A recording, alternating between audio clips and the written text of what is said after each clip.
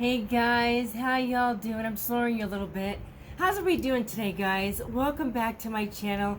This is yet another week of the weekly reseller chat. It was funny because I was sitting downstairs trying to figure out what I want to talk about, and I've got so much going on up here right now, so stay tuned to see just some of the simple topics we're going to talk about today. Nothing deep, nothing long, nothing intense, just chatting about reselling, so stay tuned. Okay, you guys, if you are brand new to my channel, welcome to my channel. Hello. I love meeting y'all. I'm just super glad you're here. Sorry, I don't have a lot of makeup on. I haven't been wearing a lot of makeup. I just do really simple things. My husband doesn't care to see a lot of makeup. He thinks I look really pretty natural. And I'm trying to get used to not wearing a lot of makeup. So I know I'm not wearing as much, just basically mascara and a little bit of eyeliner and, that sort of stuff. So if I look a little bit of like that, that's, it is what it is. I'm just comfortable with who I am. I'm sorry, I didn't mean to go into all that, but I was looking at myself thinking, wow, I can tell I'm not wearing as much makeup as I used to.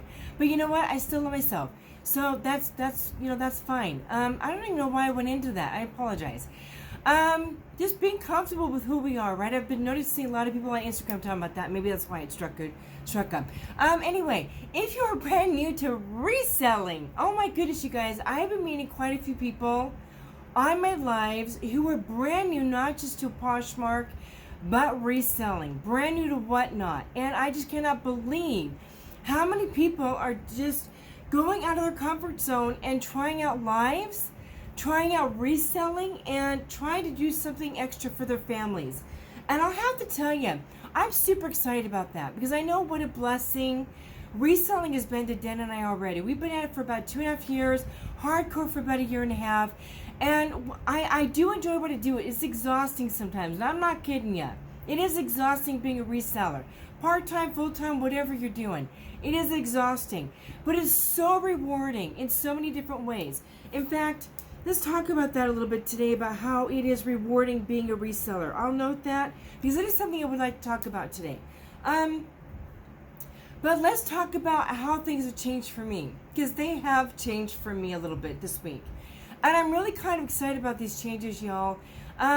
Personal for me, personal because it transitions into my business. My husband got a job about 2 weeks ago, almost 2.5 weeks ago now. It wasn't expected. We were kind of looking, but not for a job for him. Hopefully for something local, because we don't want to be paying a lot out in gas for driving back and forth, especially during the winter season. And this is kind of what happened. He went down to go take our lawnmower down because our lawnmower was just bombing out. He was trying to fix it himself and it just wasn't working. So he took it down to our local tractor supply store here, which also fixes lawnmowers. Took it in there and he saw a help wanted sign. He inquired within. And did the application, took it back that same day, and the next day they interviewed him. With another interview within a few days. He was hired on full-time. Really good starting pay, and it's literally a 5-minute drive from our house, which is fantastic because during the winter season, if we do have snow and he can't drive right away to get to work, it's literally a 10-minute walk to work, so he can bundle up, put his boots on, put his gloves on, 10-minute walk down the street, and he can get to work. So really huge blessing. With that in mind, that changes things for me here, because one of our main purposes in reselling is to make extra money and to live on it. Now, y'all know I've mentioned to you he is going back to school also to study up on the systems that they use out here, doing what he used to do back in Washington. So he is eventually going to be transitioning into that line of work again. He just wanted something to keep him busy and also to bring in extra income for us right now. Because he is making a good income doing what he's doing now, and y'all know we don't have debt. I'm very honest about that. My husband and I are both debt-free, house, no car payments. Our business here is run fully with cash. We don't have any debt. So it's just basically paying bills, supporting our business here, and what we do here. So I was working full-time and doing lives like minimum 5 times a week just to kind of bring in some extra money to help support things while we're building our business.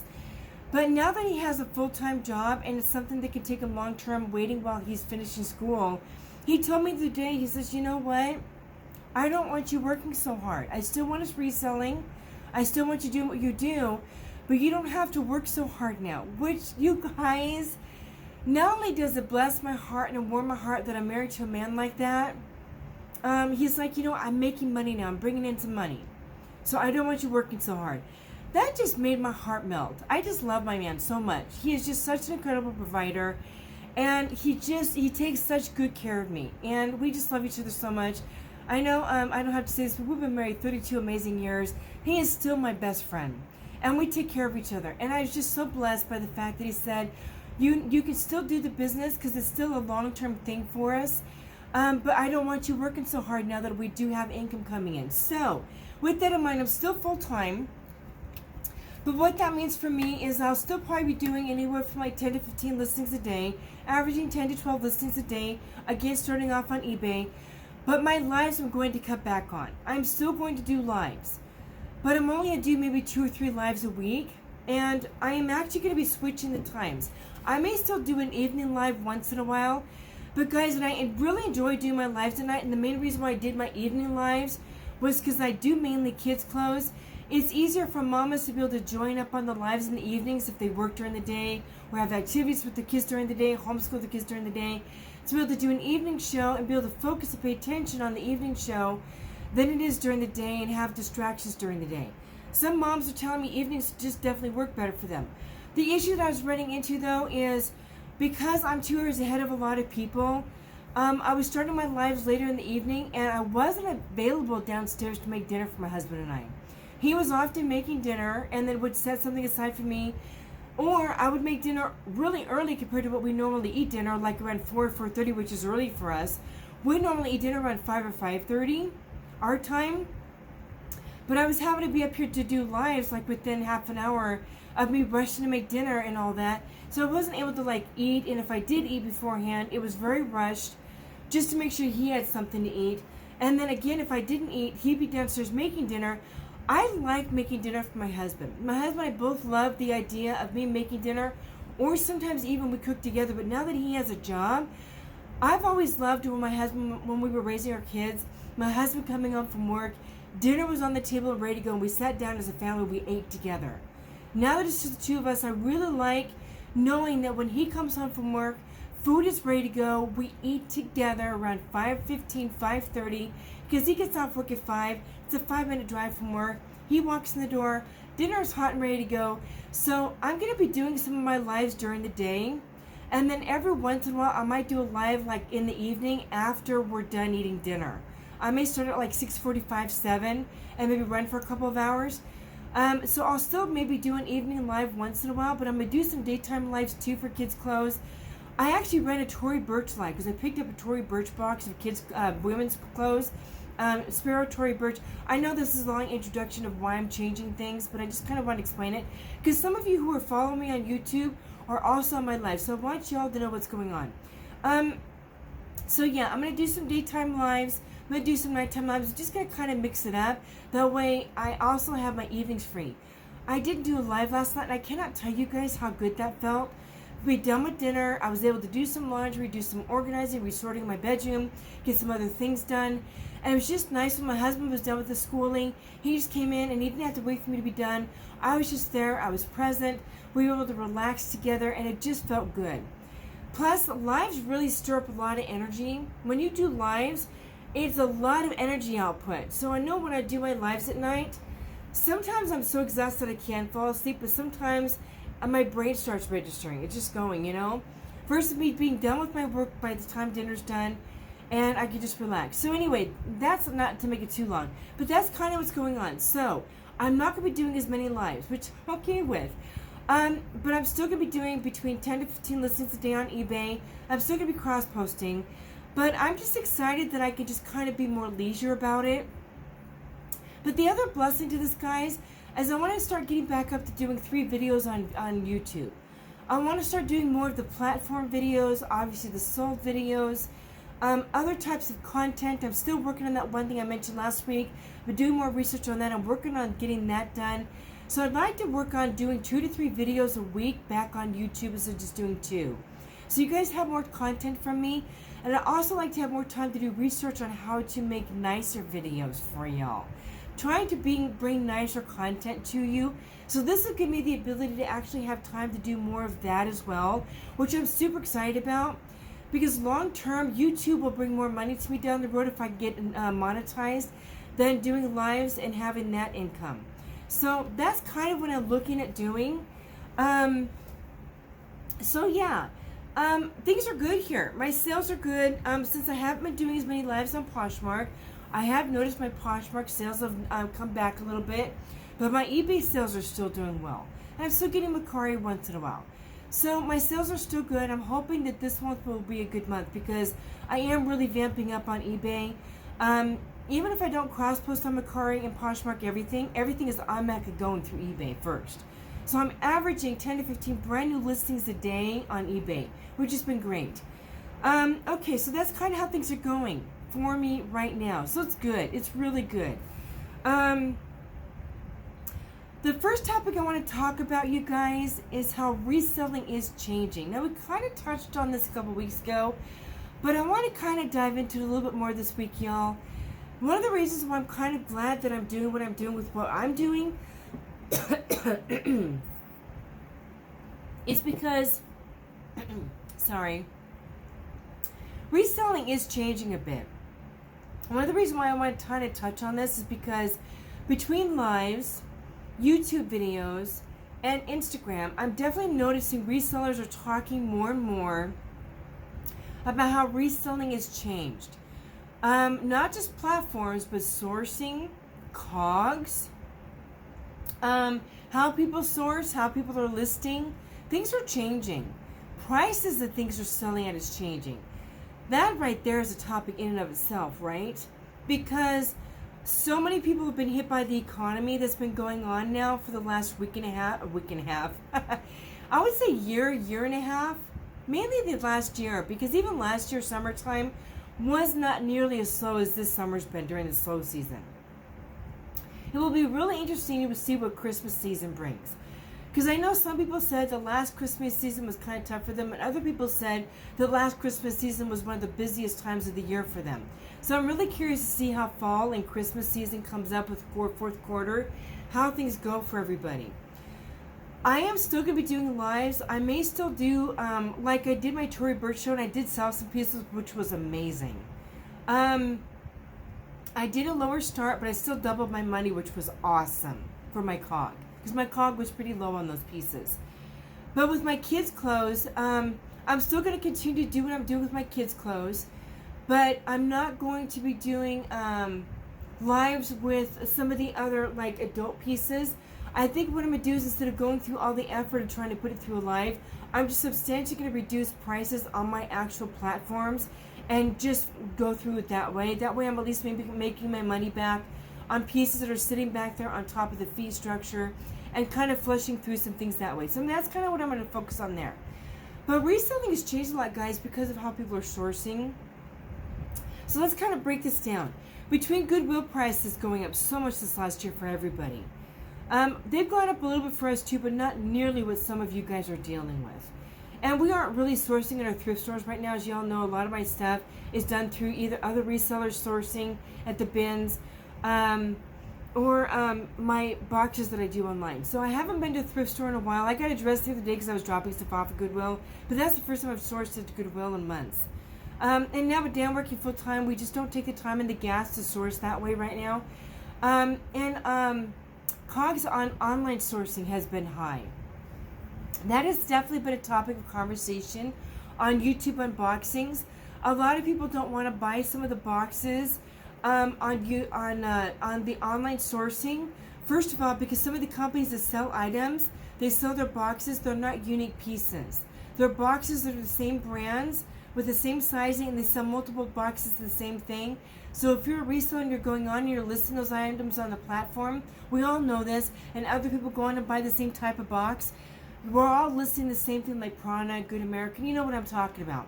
So the saturation is a factor on top of high COG for those pieces. Those COGs are high because they're probably sourcing higher through other companies, and then they have to add their fee to make money through their company, and then what we take from that and what we list it with. So a lot of those cogs are a lot higher. And I'll have to tell you, I ordered a lot more from Boutique by the Box probably a year ago. I ordered items that were around $5 or less. A lot of that stuff is still sitting back there because I'm noticing the brands themselves just are not selling as well. Even Spanx. I've got a lot of Spanx back here, like the high-waisted Spanx underwear, and it's just not selling, even though I've even brought the price down lower. I'm going to bring it down even more. I have Free People back there, new with tags, from Boutique by the Box and Helpsy Source, and it's just not moving, which really surprises me. I've got those listed at like $15, new with tags, Free People. So, people are just really wanting these at lower price brackets. We talked about that a little bit last week and not expecting as much for things. So COG, online sourcing, how COGs are high through online sourcing. And some of the companies that charge shipping, even though the COG is lower, they're charging more for the shipping. I've even noticed with Quick Lots, they're now charging for their boxes now too. I went online to maybe order a box from them, from their Nordstrom boxes, like what I was doing. They're now charging shipping on their boxes, which increases the COG on that now too. And honestly, it still is sellable. The items are still sellable. It's just getting through them quicker. So I haven't bought one of those boxes yet because I'm trying to figure out with my business model if I want to pursue that direction now. I've even thought about buying one of their kids' boxes. So I've been doing more research now. This is one of the reasons why the Tory Burch, where I got that from, was brand new for me. The company I bought those Tory Burch items from was brand new to me. I also bought some nicer other high-end dresses from them, really low COG. That was brand new to me too. It was through the same company. So yeah, reselling is changing. Lives have changed for things. A lot of people are doing lives partially to do a lot of pallet stuff. It's not just buying, it's selling, guys, with lives. A lot of people love doing lives, whether it's through Whatnot or Poshmark, because they want to sell a lot of inventory at one time. So lives work really well for their business model. If they can get their COG between $1 to $2 a piece, and they're selling for $5 to $10 once, because you build up a large community, and the item sells for $8 to $10, they're tripling their money on those pieces to run out flipping and buying another pallet. They're doing very well with those pallets. So lives are doing really well for a lot of people, whether it's Poshmark or Whatnot. Yes, it's been a slower season because of summer, but they do really well during the other seasons. And then just general listing. Even general listings are selling for lower price. We all know, like we've talked about, like with Madewell Page, Free People doesn't sell as much. You used to even sell Madewell, Free People. What was the other brand that I really enjoy selling and I can't think of right off the top of my head? It's not Free People. Lulu's doesn't sell as high either. You could still sell like a mini Lulu dress, like a little mini dress, for around $35, between $25 to $35 for a dress. But you used to be able to sell Lulu's for like $40 or $50. Madewell jeans, Paige jeans, and all those Everlane jeans and all that, I have found that they typically sell $25 to $35 for me now. They used to sell for about $35, $45, $50 on Poshmark. So a lot of the pricing for those nicer brands, what they're selling at, has come down. So a lot of changes in reselling, guys. I think a lot of saturation has been a factor too, especially on Poshmark, because of the boxes that people are getting now. Because so many people are doing online selling, online sourcing now. They're not thrifting as much at the store because the pricing in the stores has gone up. See how it all connects? So the pricing at thrift stores went up, so people aren't sourcing as much at thrift stores. They're going to the bins now. And a lot of people are doing the live auctions through even bin sourcing now too, guys. They're still making good money doing sourcing through the bins, turning around and selling it on the auctions. But if you can't afford the thrift store prices, now you're doing online sourcing, which means so many more people are buying those boxes, which makes those items saturated on the platforms. So it's a catch-22, really. You do have to be creative with sourcing, you really do. And you have to, like we talked about last week, be willing to take lower offers. That is going to be huge, guys. I think even in this next year, once we get past 2023 in this new in the fourth quarter, I do think even after the first of the year, we're going to have to be willing to take our COG plus maybe half of the COG, So 1.5 times instead of 2 and 3 and 4 times what we were making on some of the items that we're doing to sell things. So a way to keep up with all these changes is changing some of your business model for one thing. I know that's one thing I'm doing. I'm definitely taking lower offers on things that I did last year on some pieces. I'm also listing them lower than I used to than last year. I'm also not selling certain brands like I did last year. And with my kids shows, I'm still doing Poshmark kids shows. But I'm going to be really honest with you. I did jump back onto Whatnot, and it's actually going well.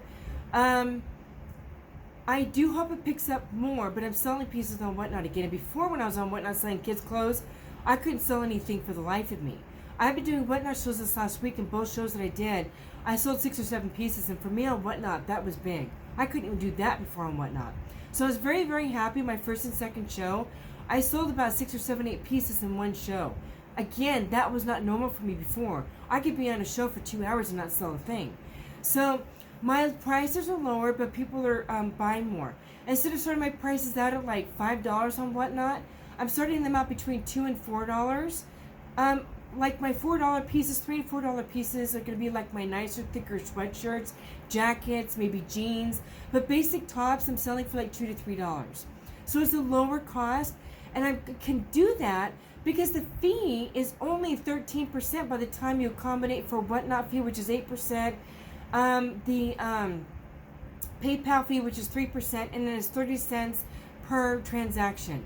So my fee is so much lower on Whatnot to be able to sell at a lower price bracket. So yeah, I do think Whatnot's going to pick up a lot more. I'm still going to do Poshmark, but I have to start at like no less than $5 because the fee just for one piece is $3. So I'm maybe doubling my money on those items, and then the fee, even selling at $5 or $6. So I do really like selling on Poshmark, and I do sell a lot on Poshmark.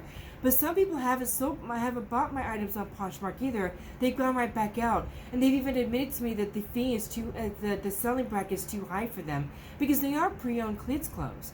So there is a catch to that. I do sell well on Poshmark kids clothes, but I have to increase the item higher because of the Poshmark fee versus Whatnot. I can do it so much lower because it's so much cheaper, right? So that's kind of where I'm at with that. Anyway, so we're talking about changing things up to accommodate and adjust to the changes in reselling right now. I am mainly focusing on eBay for my platform. I am still cross-posting to Poshmark and Mercari, yes. But my main focus is eBay. eBay is doing better for me. I'm selling more items. I couldn't believe it. I looked on the other day to see how many sold items I had so far since I've been on there. Over 400 now. I was so happy with that. So eBay is definitely picking up for me. I'm super excited about that. And yes, I am still posting kids' clothes on eBay. Since eBay fee is, by the time you do the regular fee, and I think it's like a 30-cent fee for the final for selling fee, and then obviously the PayPal fee, I think what I do is accommodate for like 13 or 14% because they do include the shipping like we've talked about. So when I'm figuring fees, I always do about 14% just to cover everything. So even my kids' clothes. I am selling kids' clothes on Mercari, Poshmark, and eBay. It's been great. Not a ton yet because I don't have much listed. But I am going to be working on taking a lot of my inventory over there that is not doing lives. I'm going to be doing a lot more bundles. So if you're looking for bundle listings for kids' clothes and aren't interested in lives, stay tuned on my platforms because I'm going to be doing more bundle listing of the same sizing of kids' clothes, boys and girls. So stay tuned for that. Okay, so yeah, just finding a way to keep up with all these changes. Tell me in the comments below what you're doing with your business to keep up with all the changes in what's going on with reselling. Whether it's sourcing, listing, listing pricing, your COG, what are you doing to keep up with all these changes? So let's transition that into finding a niche. For me, when I first started out, I did not sell kids' clothes.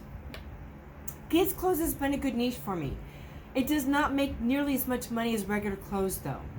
We all know that. Kids' clothes just don't sell for nearly as much as adult clothes, and that's okay. I'm still going to do the kids' clothes for the time being because I have a lot of inventory, and it's blessing a lot of moms. A lot of moms don't have time to shop in regular stores, let alone afford the prices in regular stores. I have a lot of moms telling me on my lives, thank you so much. I don't have time to shop. Your prices are so good. And this is just such a blessing to me, be able to come on here, pick things out, and have it shipped right to me. So yeah, kids clothes is a huge factor for lives. So I'm going to keep doing that. On my regular platforms, I'm going to continue to do the bundle listings for the kids clothes. Some of them will be single listings depending on the piece. If it's a nicer piece and I can list a little bit higher, I'm still going to do that. But I'm focusing on a lot of plus size for men's and women's, and I'm not really picking up a lot of smaller pieces. I have definitely changed that dynamic in my business model. Still have stuff back here I'm going to be selling off, but as far as sourcing, definitely focusing on like mediums, largest, and bigger in my newer pieces. Now, if I get a box from another reseller and it has smaller sizes, I'm still going to list it, yes. But I'm going to accommodate the pricing, the listing price accordingly, and of course take offers on those items and not keep it for too long. So my niche has been like slimming down on like better quality pieces, how I'm sourcing my items, my COG and how I'm sourcing my items, kids clothes, and focusing on the bigger sizes. So I'm kind of niching in that direction for the fourth quarter and after the first of the year. I'm already thinking about after the first of the year, guys, because the fourth quarter, what we list right now in the fourth quarter, you're still going to have after the first of the year. And I want to already be thinking ahead, since we only have a few more months until the new year. I want to know already now what my year next year is going to look like with what I'm listing, right? Because now some of those pieces I'll probably still have next year. So I want to make sure I know what my business model is going to look like already for 2024.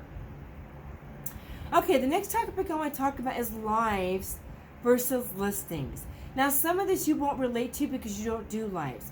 For those of you who do lives, there is a huge difference between lives and listing when you make money.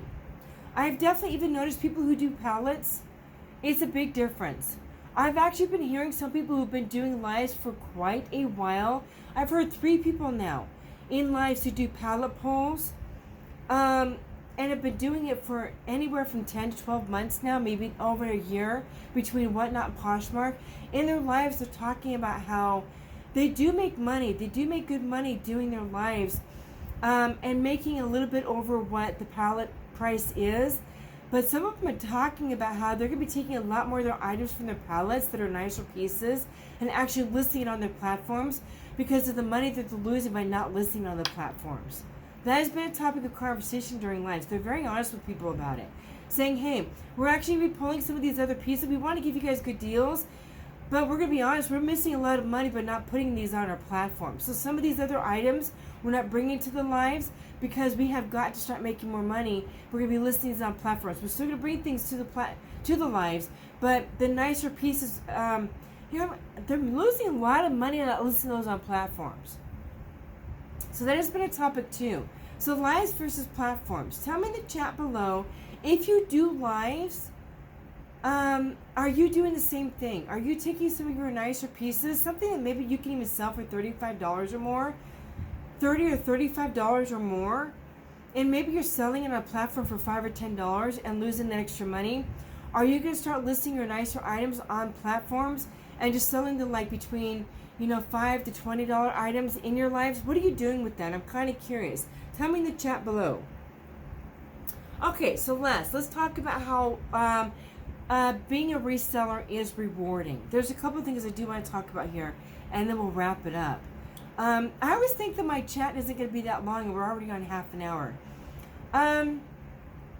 There's a lot of benefits to being a reseller, right? Let's talk about the benefits, first of all, when you find items that come to your door and something works for you size-wise, and you're able to give your kids items, your husband items, yourself items for a really good COG because the COG was so low, and the items you can wear for yourself. That's a blessing right there. Being able to source items for your own family in boxes that come to you, right? I know a lot of resellers do that. Let's not kid ourselves. Things are super expensive out there, and knowing that you're sourcing it yourself, when you get your box in or your items, even from the thrift store, if those items fit someone in your family or fit yourself and you need that item, that is such a great opportunity to be able to get a great product for yourself and not be paying an arm and a leg, even in a listing, for an item, right? Especially those nicer end brands, right? So finding items for yourself or your family. Let's talk about a lot of people right now. We talked about this a little bit already. People are having a hard time even getting out shopping. I don't care where you live.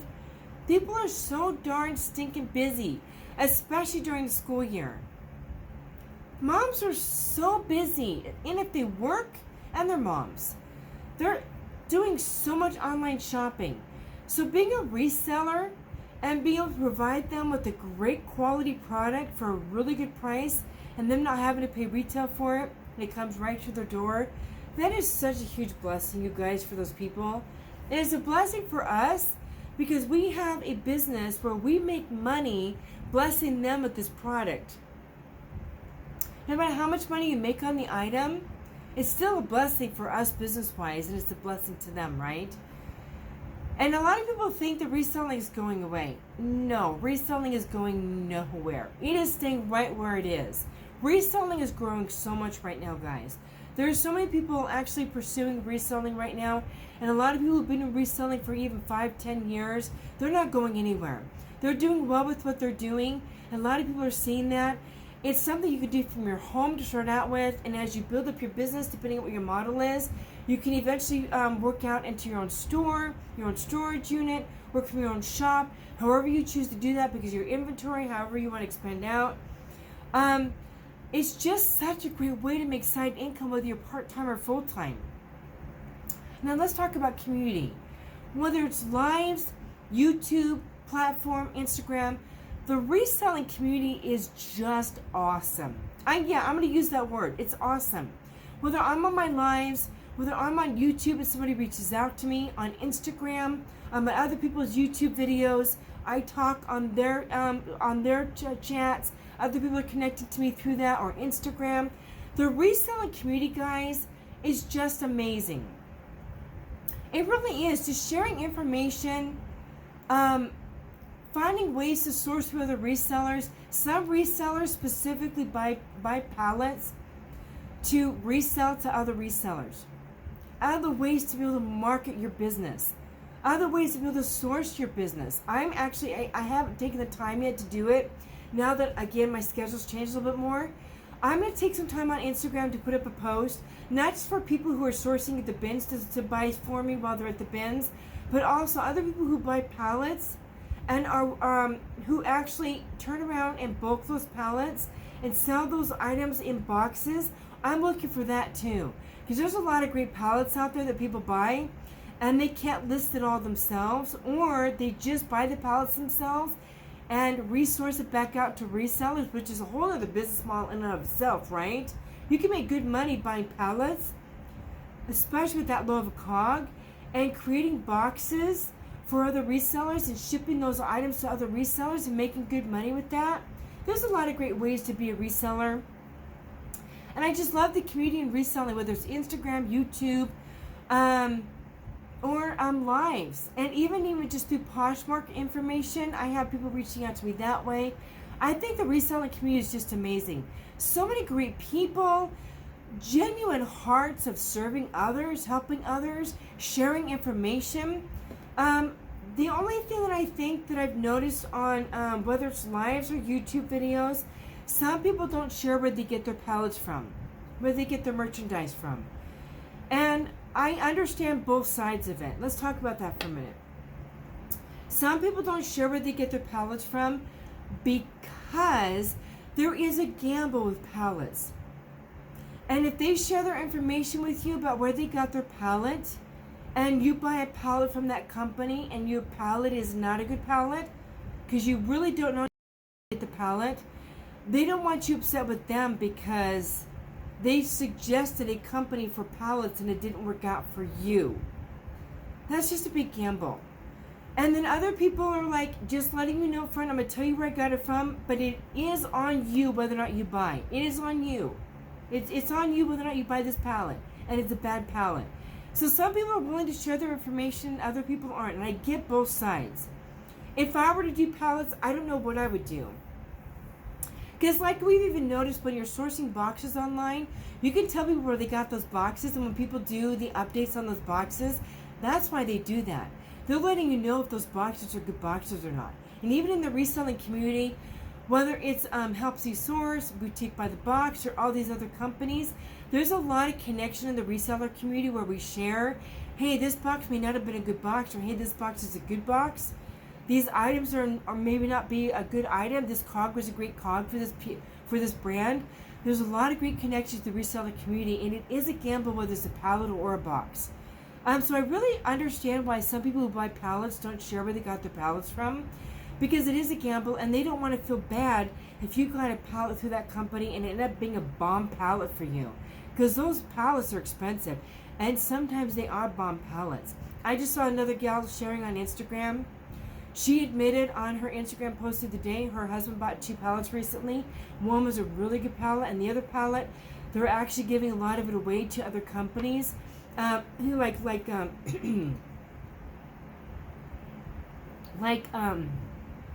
giving it away to people to help other people because they're not going to make money on it, because it ended up being a really bad pallet. That's the second or third time I've heard people on Instagram talking about how the pallet they got was not a good pallet. Actually, it's the 4th time. So there's no guarantees when you're buying pallets whether or not they're good or bad, guys. You can get a really bum pallet, even online when it looks really good and it comes, it may not be a good pallet. So sometimes when you see people not wanting to share where they get their pallets from, that's partly the reason why they're not sharing, is because they would feel bad if they recommended a company and it didn't work out. They want you to do your own due diligence, find the pallet you want to buy, and if it works for you, great. If not, they don't feel bad that they recommended it and bombed, right? It makes sense. So it is very rewarding being a reseller, but it is also, whether you buy boxes or pallets or even at the thrift store. You can even be at a thrift store, come home and it didn't work right. So it is very rewarding.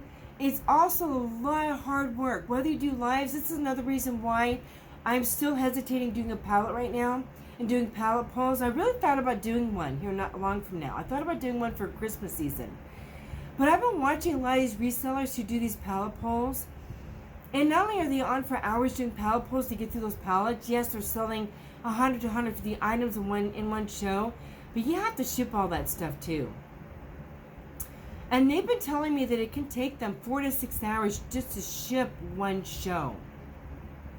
And a lot of them even have to hire people to come in and do the shipping for those shows, because between doing the shows for 3 and 4 hours a day, sometimes 5 to 6 hours a day, depending on how long their show is, and yes, some of those people are on that long, and then shipping those items, they have to hire somebody to do that shipping, because it can take them 3 or 4 hours just to do the shipping on those shows. That is a lot of work. And they turn around and do it again the next day. I don't really want to pursue that right now. I would actually rather pursue getting good quality items and listing on my platforms and have good quality items on my platforms, and just listing maybe 30 or 40 items a day. I'm good with that for now. So, yeah, I'm still going to do lives with the kids' clothes. And like what I did with my Tory Burch Sparrow items, I sold a couple of pieces today. I'm doing a pause show tomorrow with my Tory Burch. So I may sell a few more pieces through there. We'll see what happens with that. But I'm okay with what I'm doing right now. I'm not really interested in doing a pallet right now. I don't want to put the money out for it. And that's a lot of items. My husband and I are really happy with just doing our boxes and having things go with our boxes and just listing platform right now. So tell me in the comments below what you're doing right now for 4th quarter for prep. Are you looking at doing lives and doing a lot of items, doing bulk of items? Or are you sticking with just doing platform and doubling or tripling your money, or maybe 1.5 times your money on your items? Tell me in the comments below how you're preparing for the fall season coming up and the Christmas season. And are you wanting to look at doing pallets? I know a couple of you commented before how you've thought about pallets, but it does really make you nervous. It is a gamble.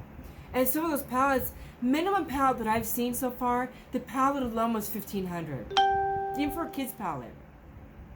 You can maybe get some kids pallets for about $800, but you're going to be paying about $400 or $500 in shipping. So you're still paying between $1,200 and $1,500 for a pallet, even if you have to pay for shipping.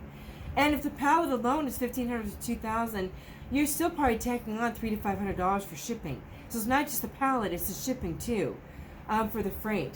So yeah, I'm not really ready to. I'm not in the mood to do that right now. So I'm just gonna stick with my boxes. They're doing well. I'd rather buy 2 boxes of something and have more inventory than buying a pallet right now. So okay, guys. I hope I haven't rambled on too long. I apologize if I have. We're going on 40 minutes right now. Guys, I just want to say thank you again so much for your support here on YouTube. I'm super excited to bring more videos to you again. I'm hoping to bump it up again to 3 videos a week once in a while. I've got a lot of great content I want to bring to you. I'm doing more research on the other thing that I want to try and bring into the mix for you. I need to do some more research on that, and now that I'm cutting back on what I'm doing starting next week, I'm excited to have more time to do that and maybe have a little bit more fun with how I do my videos. Guys, if you haven't yet subscribed, please do so. I love you all so much. Thank you so much for being here, for subscribing, for watching. If this video was a blessing to you, please do give it a like, give it a thumbs up, and guys, I'll see you next time.